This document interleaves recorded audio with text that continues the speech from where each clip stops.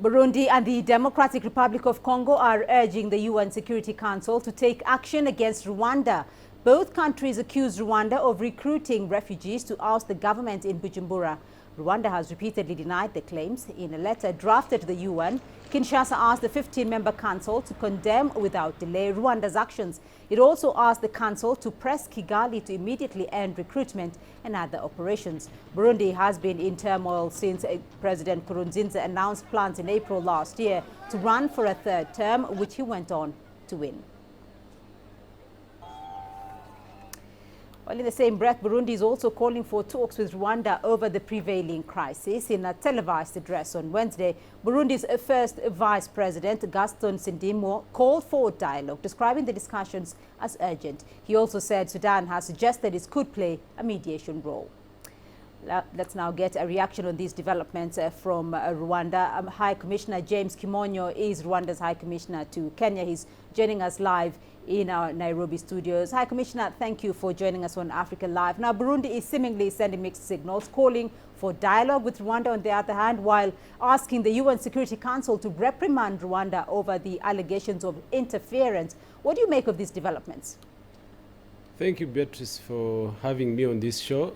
Let me say that that is a diversionary tactic. The accusations that came from Burundi, the reports from whichever source, the call for dialogue or negotiations, these are all meant to divert the attention of all of us, of the international community, to the critical issues that are facing this country. Well, would Rwanda, though, be willing to enter into the proposed dialogue by Burundi? And would Kigali accept Sudan as a mediator, as Burundi is proposing? I said this is a diversionary tactic. It doesn't make any sense. There is nothing to discuss or to dialogue with Burundi. The entire international community, the UN, the AU, we are all calling the Burundian authorities to sit together with their opposition leaders to agree on the way forward on how the country is going to be ruled.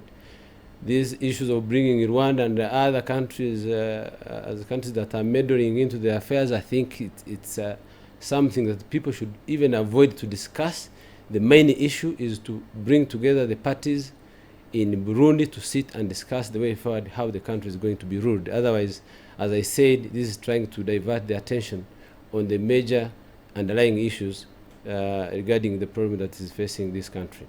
Well, Rwanda did indicate, though, last week that it would relocate refugees from Burundi to other countries. What is the progress on that humanitarian front? What is the progress so far in this regard?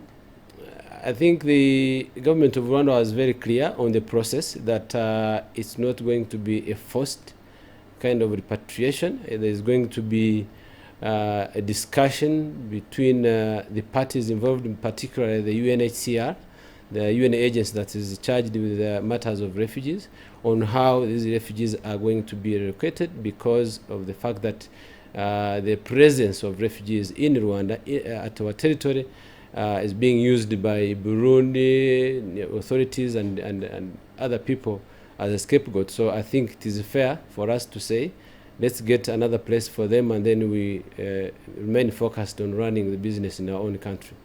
All right, Ambassador James Kimonyo, Rwanda's ambassador to Kenya, there joining us in our Nairobi studios. Thank you for your time.